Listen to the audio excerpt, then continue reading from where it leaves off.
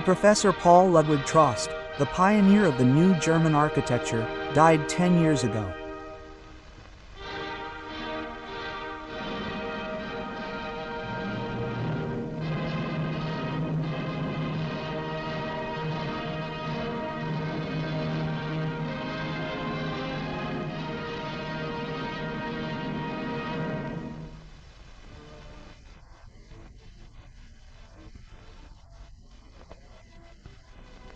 The architect of the Führer created the House of German Art in Munich.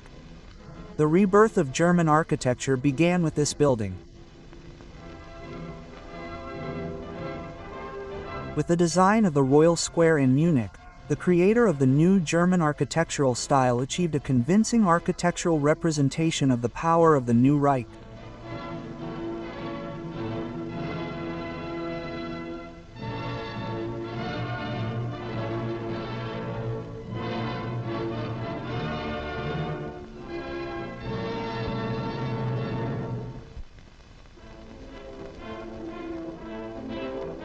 Soldiers and comrades in arms, Knights Cross recipient Captain Rumpler and a group of vacationers visit our miners in the Ruhr area.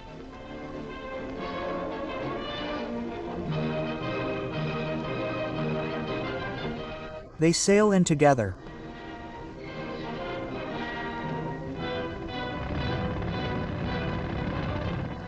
In the shaft, the soldiers get an idea of the hard and demanding work of the miner.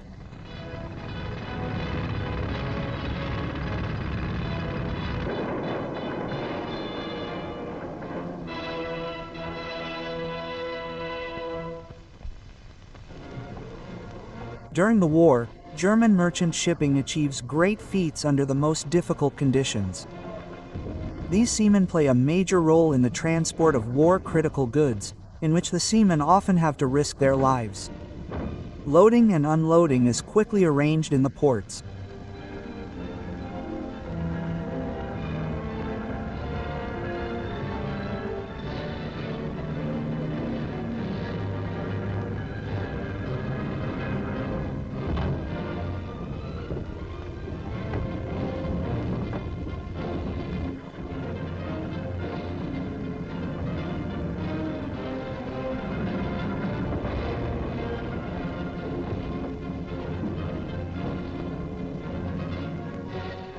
At a conference of maritime shipping, Grand Admiral Dönitz thanks the German seamen for their wartime achievements.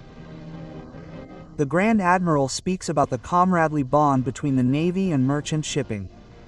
He describes the protection of German trade as the Navy's most important task. The Reich Commissioner for Seagoing Shipping, Gauleiter Kaufmann. Reichswehr Axmann, Construction Manager Boll. Grand Admiral Dönitz expressed the determination of our Navy and Merchant Navy to use all its strength to achieve the final seal.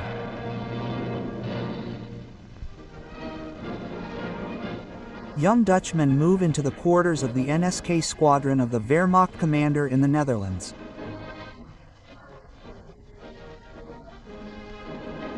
They are volunteers for service in the German transport units undergoing medical examinations.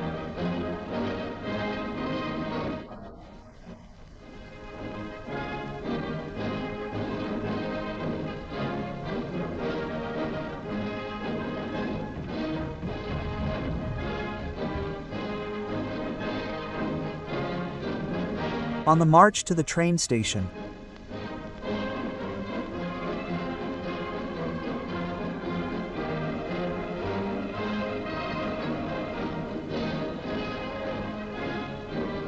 departure for the first mission in the East.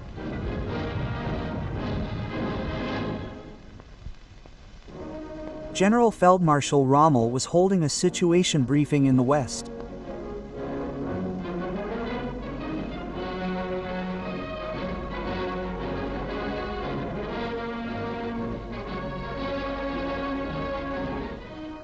The German Wehrmacht is prepared for an enemy landing attempt on this coast, no matter where or when it may come.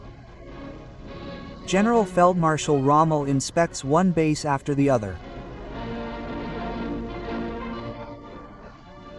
General of the Artillery Jodl, crossing over to an outpost.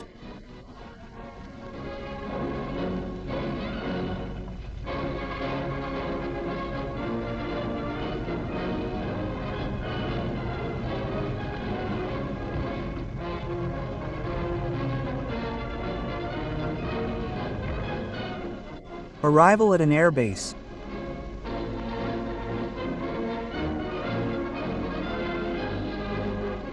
Next to General Field Marshal Oberstauffenland Briller.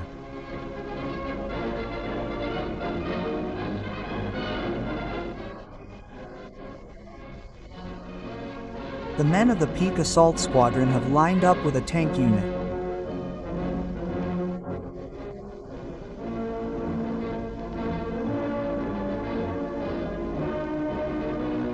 The crews in front of their vehicles.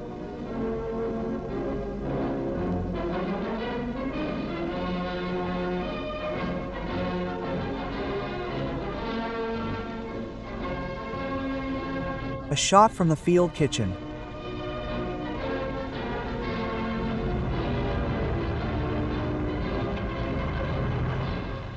Passing by a unit.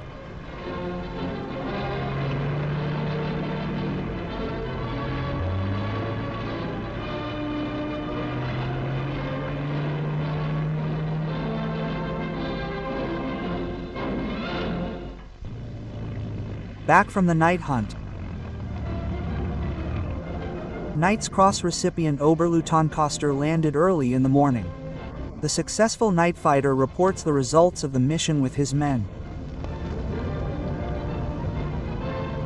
While the aircraft are being made ready again, the night fighter goes to get some well-deserved rest. At 11 a.m. the night is already over for him. Medical care is particularly important for night fighters under the high sun.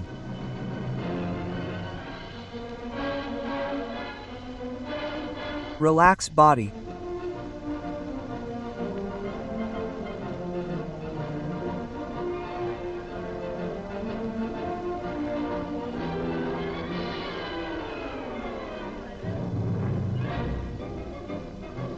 The sergeant major distributes the mail.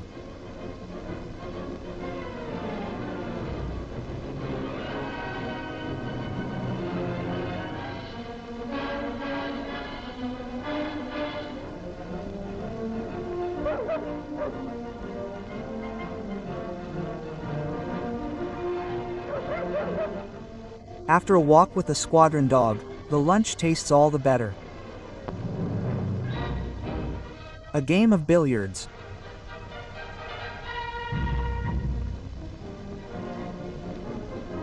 A nameless artist.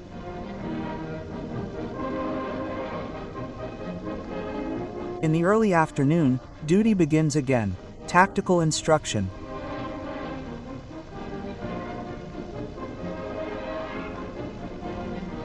Our most successful night fighter, Major Prinz Wittgenstein, is inspecting his squadron. This brave night fighter died in the night of January 21st and 22nd in the Heldenschirm.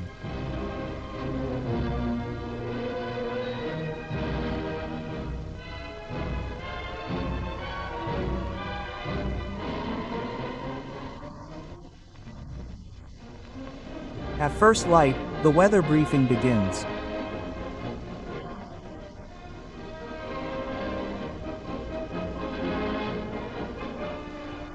Stand by in the lounges. Depending on one's temperament, one whiles away the hours before battle.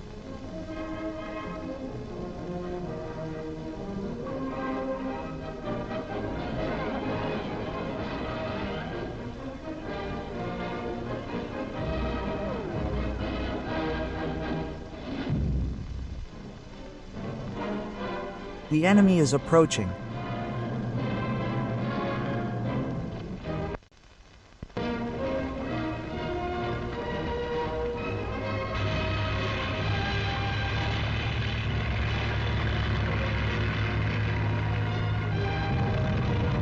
At dawn on January 21st, the 3rd Crossbearer, Hauptbannfeller, lands, having achieved 5 kills within a few hours.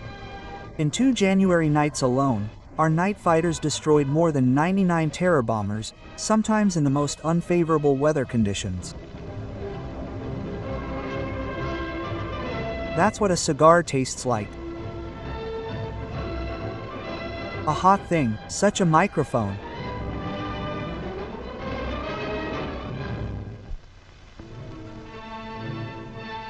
With our troops in Italy, transport squadrons of the NSKK are delivering ammunition supplies. Shells for the heavy artillery.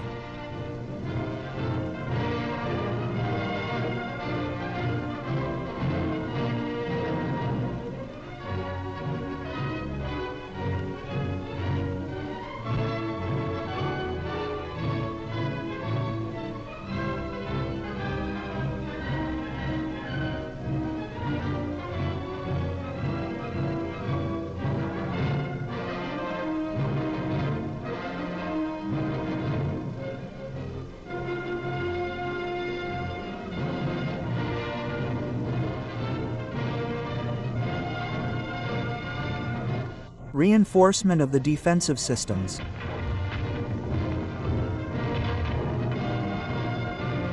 A tank is being installed and camouflaged.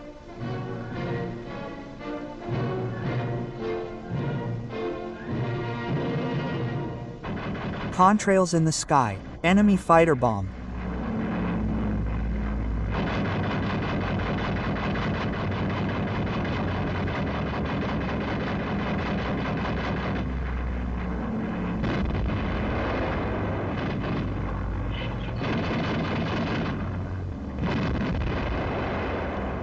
Our fighters are attacking them.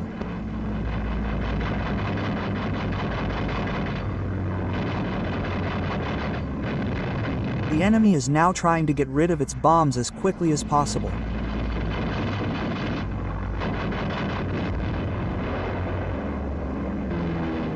An enemy aircraft is being chased.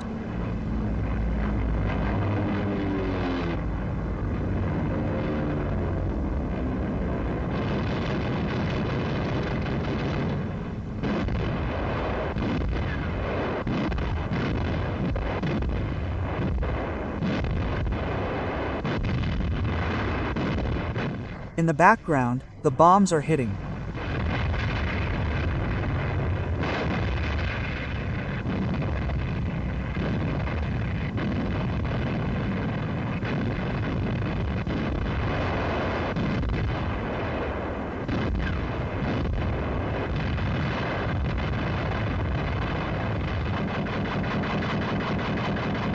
An enemy aircraft is brought down. Aircraft debris. Time and again, the Wehrmacht report can report good final results from the Italian combat zone. Fighter pilots return from missions at a rocky airfield.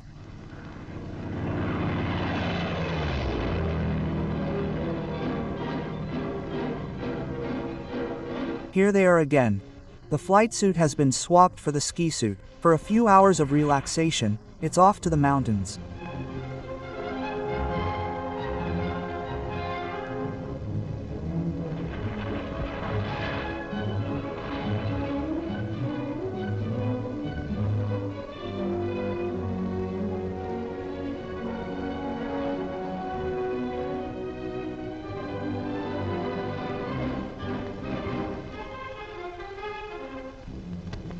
In the sun and snow, our soldiers regain their stamina.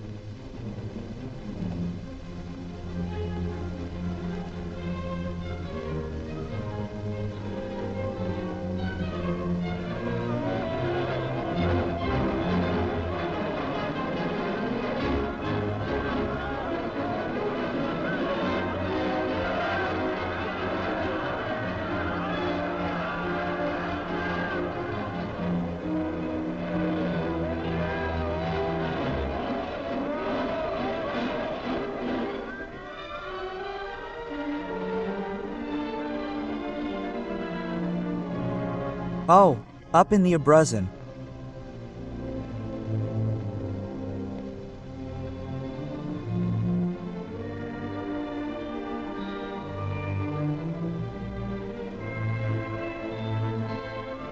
The observation post is in radio contact with its unit.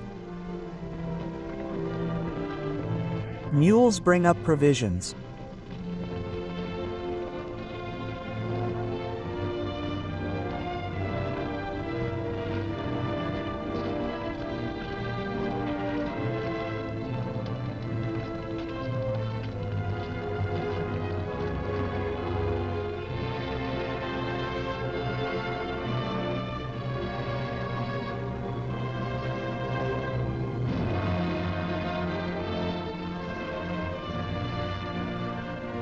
The food is cooked in the hut.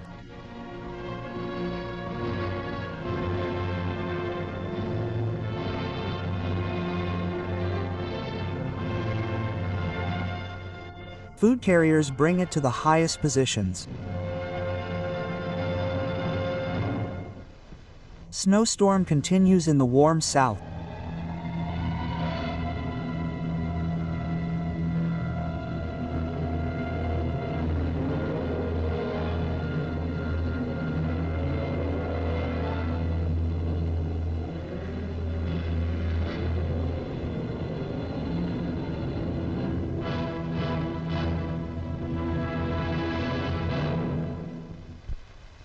In the defensive battle in the east, our soldiers have so far thwarted all operational attempts by the Bolsheviks to break through. At Vitebsk, the Soviets have tried in vain since December 13, 1943, with over 50 rifle divisions and numerous tank brigades to break through our front. The fighting is made more difficult by the changing weather conditions.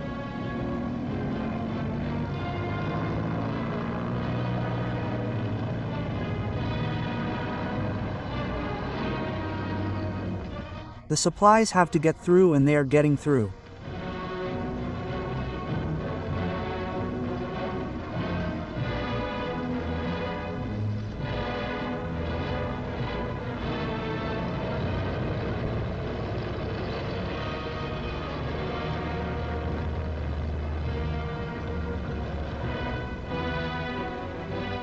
Snow-covered positions in the sector like Teps.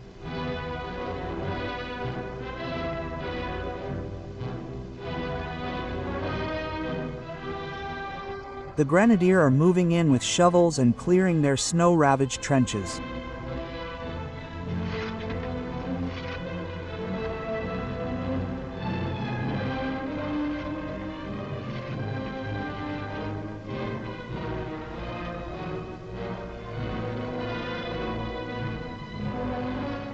Here again, thaw.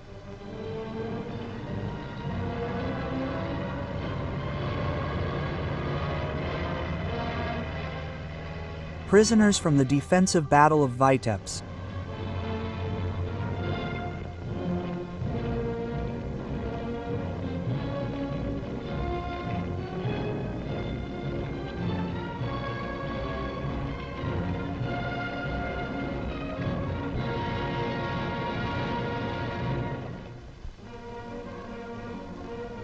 An artillery division in action.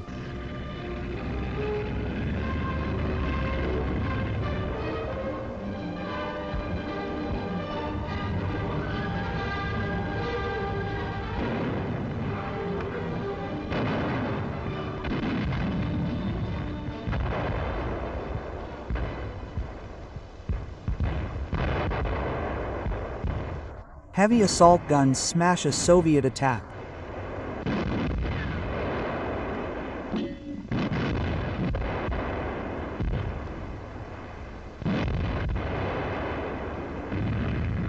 The counterattack.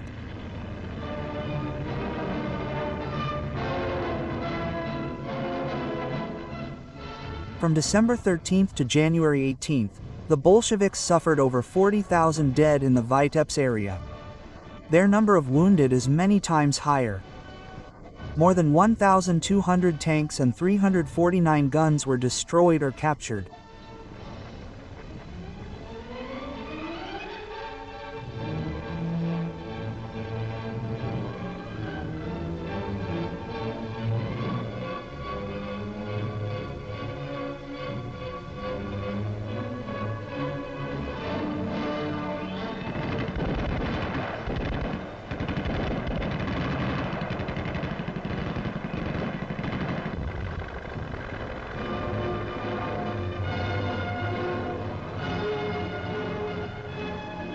German troops drive through a village recaptured after fierce fighting.